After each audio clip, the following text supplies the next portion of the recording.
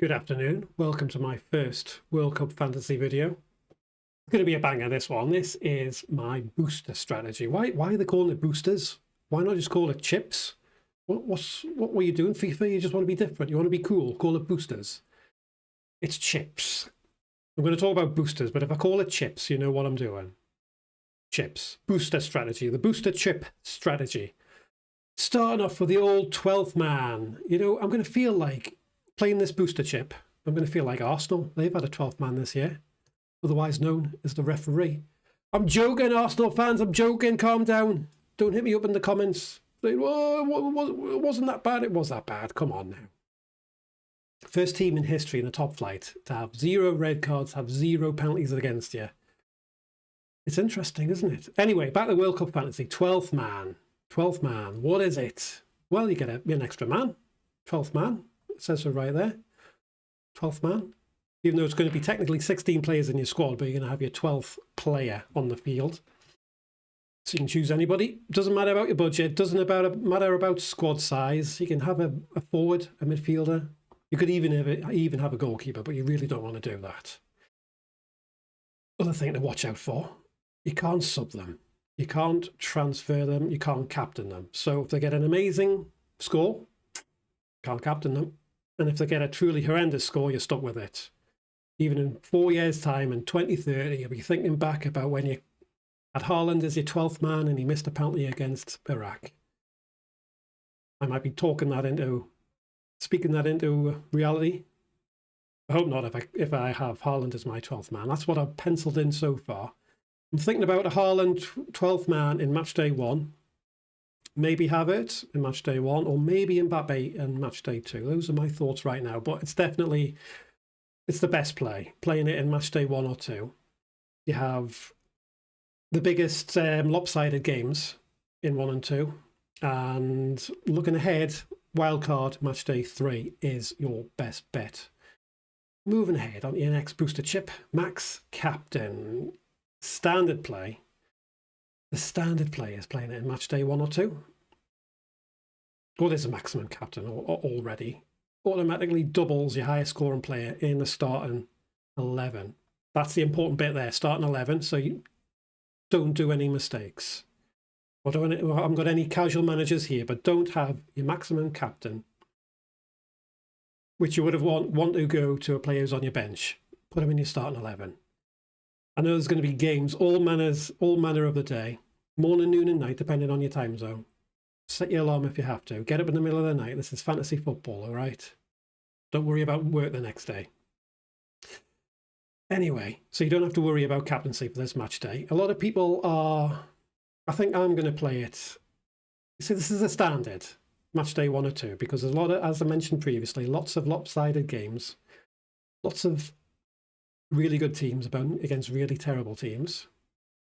So you don't need to worry about getting the right one. Because there might be a situation where you have a guy who's got 2 goals. You think, well, I'll stick on him. And then a guy later on in the match day in your team gets a hat-trick. And you think, oh, I wish I would have twisted. But with your maximum captain, you don't need to worry about it. I'm going to go differential. I'm going to save it for the semi or the final. One thing that's not clear, I think the 3rd, 4th place playoff is included in the final, but in all the information on the website, it's not mentioning that, but I do assume it's going to be in there, like the previous World Cup. I'm going to use it in either the semis or the final stroke 3rd, 4th place playoff, because obviously in those games, you've just got 2 games to choose from. Whereas playing it earlier on, you've got loads of captaincy decisions, loads of chances to twist or stick.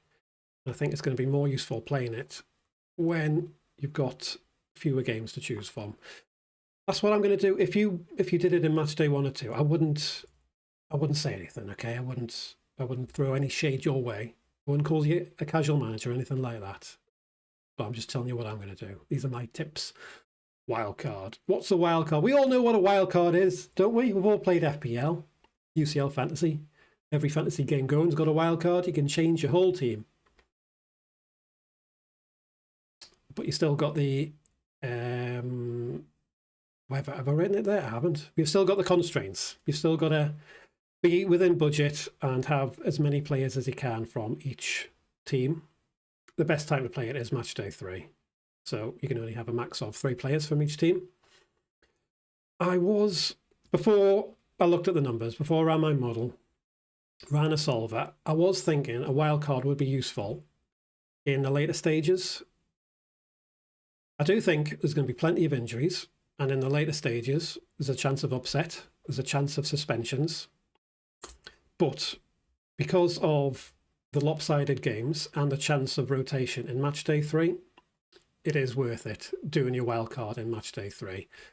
I am disappointed. I did want to be different. Everybody's going to be playing it in match day 3. I wanted to be different and hold it on till the knockouts, but I calculated that the amount of points that you're going to gain by playing it in match day 3, it's just so big. You would need to use like 5.5, take 5.5 hits in the later stages for it to be worthwhile. So that would be like a lot of shocks for that to happen. To take 5.5 hits in the knockout stages because your teams are being knocked out or players injured or whatever. But yeah, play it in match day 3. It's the safe, obvious, boring choice because it's just the best bet. Just do it. Qualification Booster. Another one which is just totally obvious. What is it? You get 2 points extra for everybody in your starting 11. Remember that again? Starting 11. Don't have anybody on your bench who's getting a qualification booster. Unless they get a truly horrendous score, but remember that. Starting 11. 2+ points. Even in getting through to the round of 32, there's going to be a few lopsided games there. This is the first World Cup with 48 teams. Everybody I talk to says the same thing. There's a lot of crap teams in here. There is some rubbish in here. No offence. In football terms, there's a lot of rubbish. We're only going to get rid of 16 teams, so in the round of 32, there's still going to be some slightly less rubbish teams in there. But still, lopsided games, it's the best place to play your booster, your qualification booster chip. Differential options, later rounds. Well, it's only if you want to go totally differential. Not for me. Obvious, best choice, round of 32. And the final chip, the mystery booster chip. What is it? Well, we think we know what it is. It's a clean sheet shield. So you still keep a clean sheet for your goalkeepers, defenders and midfielders if they concede 1 goal. Concede 2 goals, then you don't get it. It's out.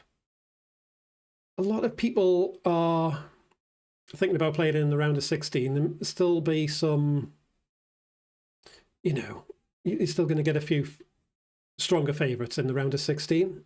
But I think I'm going to go differential for this one. I'm going to play it later on in the competition. Maybe the semis or the finals.